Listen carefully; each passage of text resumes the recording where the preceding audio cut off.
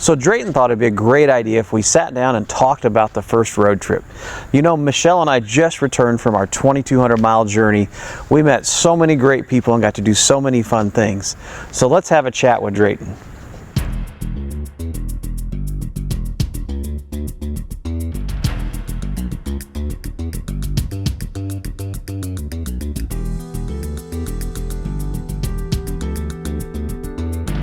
What an amazing 2 weeks. You know, it was tiring and a lot of work, but it was so much fun. You know, we've had a couple of days to recover now, and life's getting back to normal.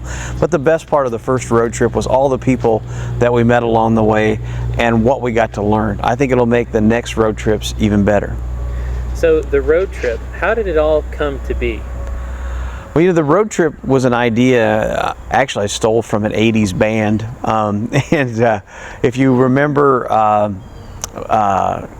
George Thorogood and the Destroyers, they got their record contract because they did 50 stops or 50 concerts in 50 days in all 50 states. Wow. And and they drove to 48 of the 50. They let them fly to Alaska and Hawaii, and ever since I was a teenager I'm like, man, that is the coolest thing ever. And then originally we were going to do 50 weeks in all 50 states, and realized that we were biting off way more than we could chew, because you know, business has to go on back here in Tennessee. But the idea really started to evolve last year.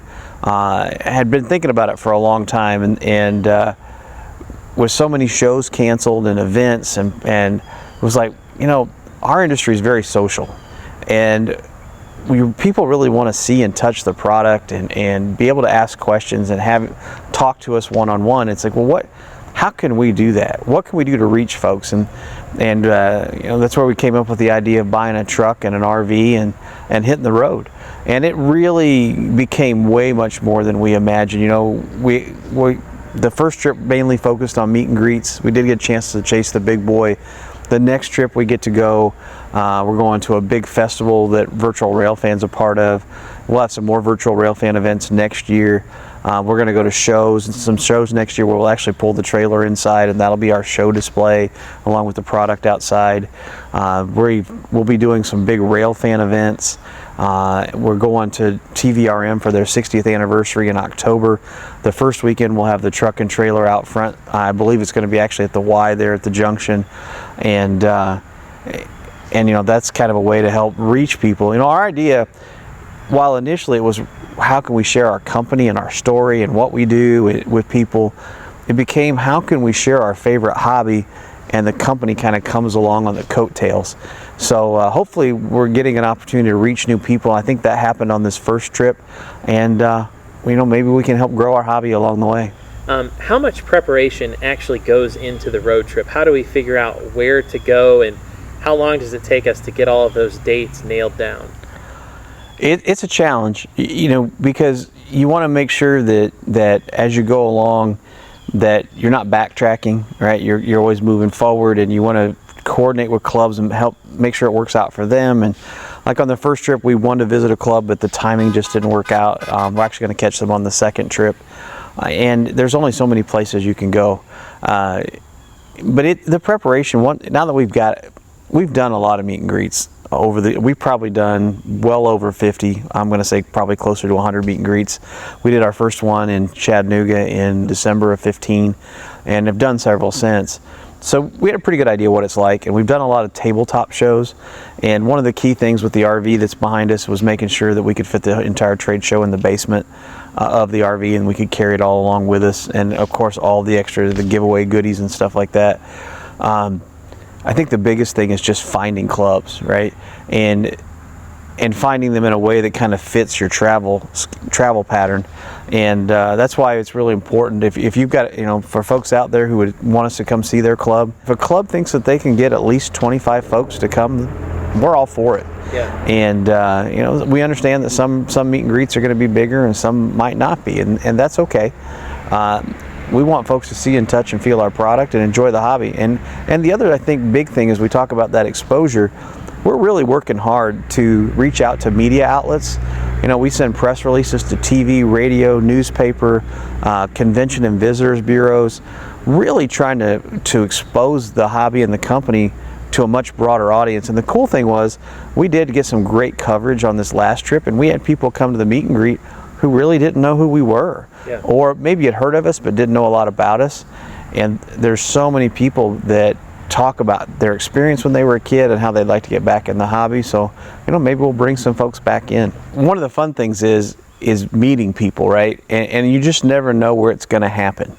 On the first day, we were in rural, I'll call it southern central Kentucky, and a gentleman passed us in a Stanley security truck, and we later learned his name is Jeff, and he's been a fan of ours for a while, and he of course honked and waved and caught our attention, and then down the road he pulled off at a rest area and gave us a big wave as we passed by, and he even called in later that day to say that he'd seen us, and probably one of the coolest stories happened later that day. If you guys know, I'm not the most, the only shape I'm in is round. I like to eat. And so we were just outside Cincinnati. And if you're in Cincinnati, you got to have Skyline chili. And of course, not my wife, but me. And so we stop in a parking lot, and I go over to the Skyline. I get my portion of dinner, and she goes to get hers. And while she was there, I took Bear for a walk, and I noticed someone had pulled up in front of the truck and the trailer, and kind of wondered what was going on. And I finished walking Bear and came back, and a gentleman steps out with his two boys. They had mentioned they were driving by and they saw the truck and trailer, and it caught their attention, and they pulled in to see what ScaleTrains was all about, and they'd pulled us up on the web, and they'd never heard of us before. And Chris had inherited his father's train set from the 70s, and they've always wanted to set up a train table and start a layout. And they chatted with us for a bit, and we talked a lot about it, and I think that brief interaction inspired them to get their trains out again. So, I think that's one of the things that we can do on the road trip. And then literally, I think every campground that we camped at, somebody came up to us in the campground and said, well, what's ScaleTrains? And you give them a little bit of an overview there, and they always had a story. Whether it was they had trains as a kid, or the neighbor down the street, or an uncle, or their grandparents, everybody had a story. And I think that's the connection. And I think that's one of the big things that we could take out of the road trip is how can we, these folks, they've had exposure to model railroading. How can we bring them into the hobby? Probably since we first started talking about the road trip, I always thought the place to go first would be the Danville Junction chapter in Rossville. And as I say that, I don't want the road trip or our company ever to be about me, because it's all about the people that work for us. I mean, we have the most incredibly talented team. I call it a dream team. And so when I relate this story, even though it's my story, it's just the beginning of the road trip. And I want this to be about our entire team, because so much work and effort's gone into the road trip. As you can see, the work on the truck and the trailer, the preparation for the trips, getting the product together, all that stuff. It's way more than me. And so, but this was, I thought it would be really appropriate to kick it off there. And one of the cool things too is in November we're going to Paul's Club in Southern California, and we're going to set up for the day, so we can make that even the personal connections for ourselves. But if you've never heard my story, I always tell a challenge usually when I do a meet and greet. And the challenge is, how do you get kids into the hobby? And there's this belief that it's, $4.99 Blue Bucks kits. That's not going to get a kid in the hobby. What it is mentoring. It's spending time with people. And if you don't know my story, my dad passed when I was 13, and I get a little emotional. It's hard to tell. And my mom, back in those days, this was back in the 80s, there was no internet, and connecting with people was really hard. And in a high school of probably 2,500 people, I'm the only kid that has any interest in trains, and I'm the geek, right? And I'm okay with that. I enjoyed it. But at 14, my mom found this local model railroad club, and we grew up in Tilton, Illinois, which is just outside of Danville. And Rossville's probably, a 30-minute drive north. It's not too far. But to find it in those days was next to impossible. Yeah. And there was a gentleman, the late Stan Chaussee, super guy. He was an Illinois terminal traction modeler who scratch built interurbans out of cardstock and cobbled them together. I mean, a fantastic modeler. And the CNI, Chicago and Eastern Illinois Historical Society, was having their annual meeting. It's like one of their very first meetings at Rossville, and Stan invited me up to run the railroad. They have a great model railroad display, and I couldn't attend the meeting. He made it really clear because I was too young at that point, but I could hang out with him and run trains. Well, heck, that's cool with me. Yeah. Well, what 14-year-old wants to go to a meeting? And we ran trains that day, and it was awesome. He had the interurbans ran off the overhead wire, and I mean, it was pretty cool. And from that point forward, I met Larry Prosser. Larry just lived a few blocks from where I grew up, and he would make sure that the third Thursday of every month I got to the local fire station for the club meeting, and the club would have a meeting, and then afterwards, in those days, you showed slides, and then there were so many people from the club.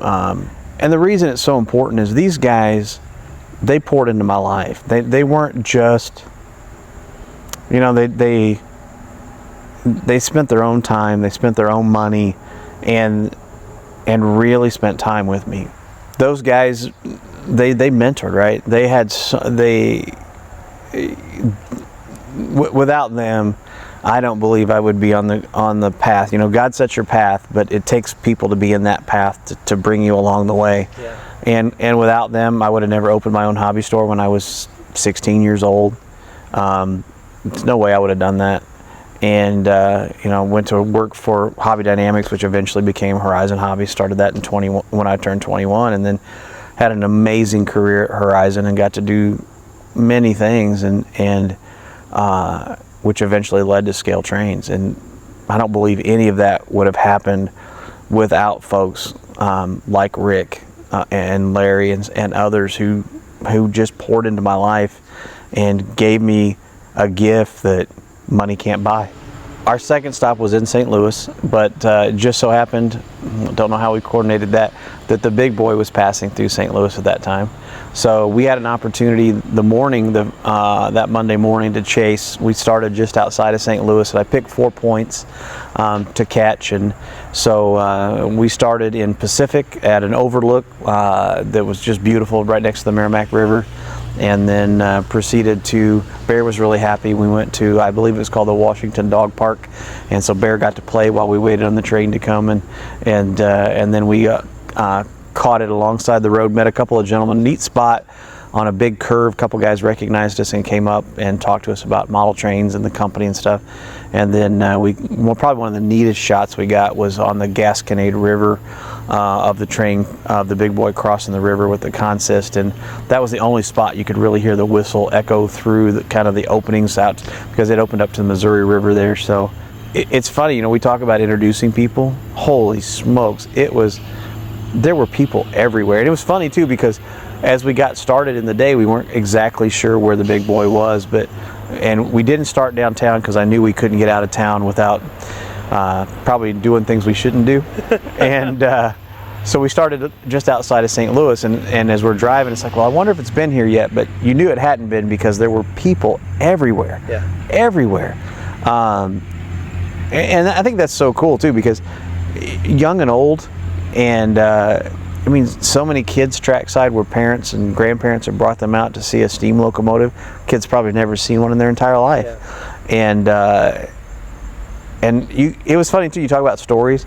As you walk by people, you could hear them telling stories about trains, and so everybody's got that connection. Yeah. And what Union Pacific's doing, it is of course for publicity for the railroad and its goodwill.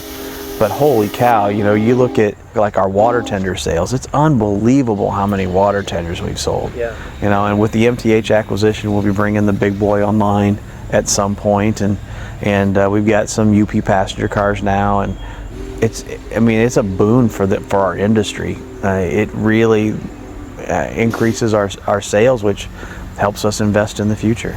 That night we went to the St. Charles Club. It's in a city park, and what an amazing railroad. They have packed a lot of railroad into the clubhouse, and they said it gave them a lot of incentive to get things spruced up and ready, and they had a great turnout. The railroad itself, Michelle shot a lot of great video, and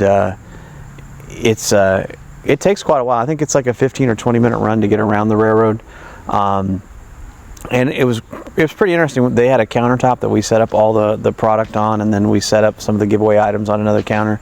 And they have a big television. We told the story of how we got started, and then we shared how model trains are made, and then spent quite a bit of time running the railroad. It's all scenic, the whole thing, and they've done a great job. It's a neat railroad if you're in the St. Louis area, for folks who are looking for a club, and it's one I'd highly recommend if you live in St. Louis. Yeah, definitely. So after that, we visited the club there in Oblong. And for some reason, I can't think of the name of the club. Crawford County Model Railroad Club. See, there's another one that we're visiting soon that's called Will County. Yep. For some reason, I was getting the two of them mixed up. But so we visited Crawford County at a church, and the local news came out, and I think it was really interesting. The reporter, the angle that he took with the story is that during the pandemic that we're going through, a lot of people picked up a new hobby. Yep. And maybe if you could briefly talk about that and how true that actually is, how much that we've seen, especially in Time to Model, that is true.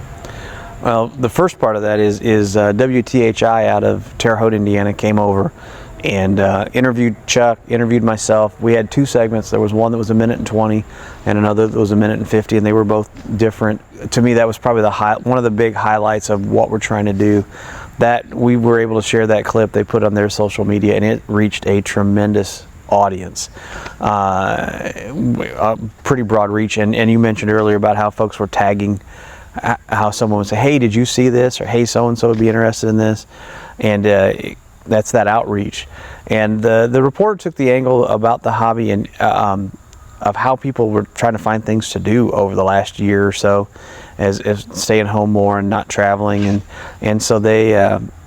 The story really kind of centered around the health of the hobby and what we're seeing, and the hobby's healthy.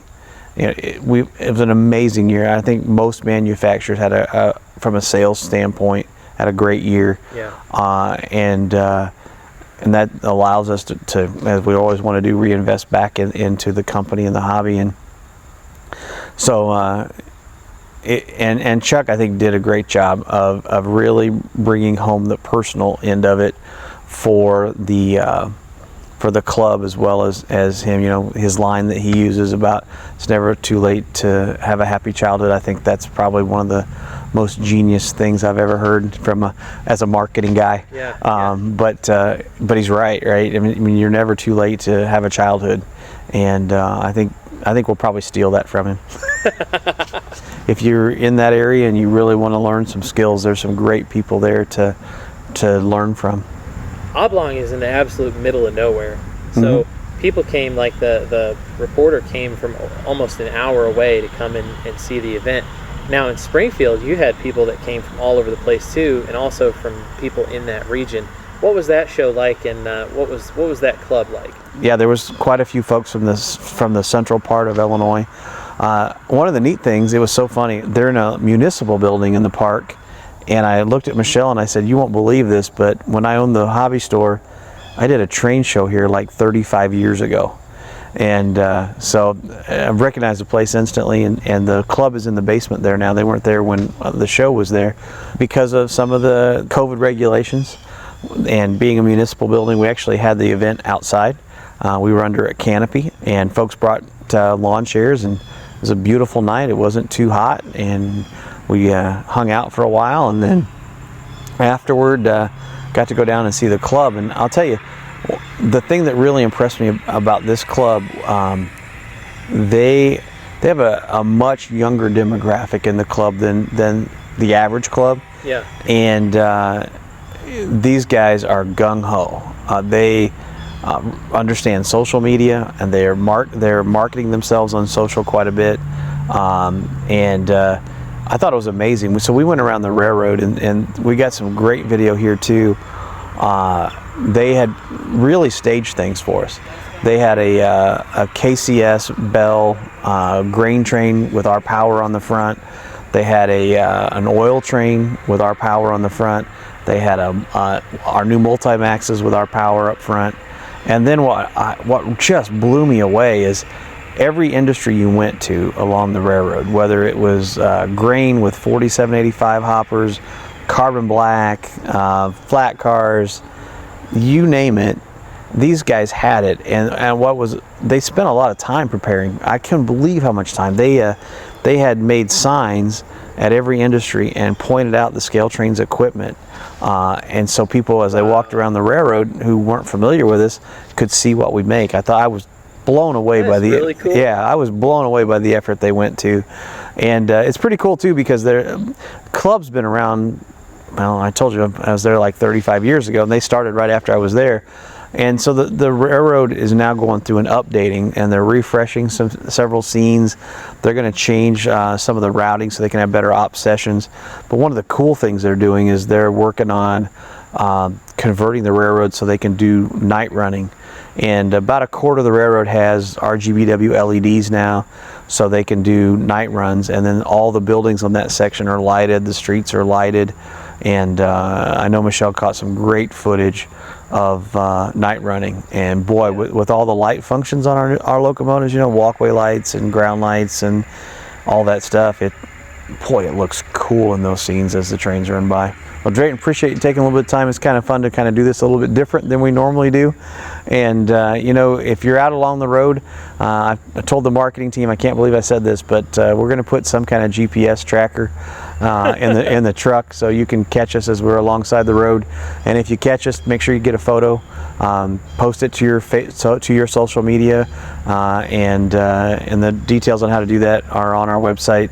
And then, of course, we're giving away swag bags with hats and shirts and all kinds of little premium items inside. So make sure, and if you see us along the way, don't hesitate to come up, visit with us. You know, it's always nice to see folks, and it kind of breaks up the day. And I know Bear gives her a chance to get out of the truck and go for a walk. She likes that a lot. With that being said, I'm Drayton. I'm Shane. And we'll see you next time. Have a good one, everybody.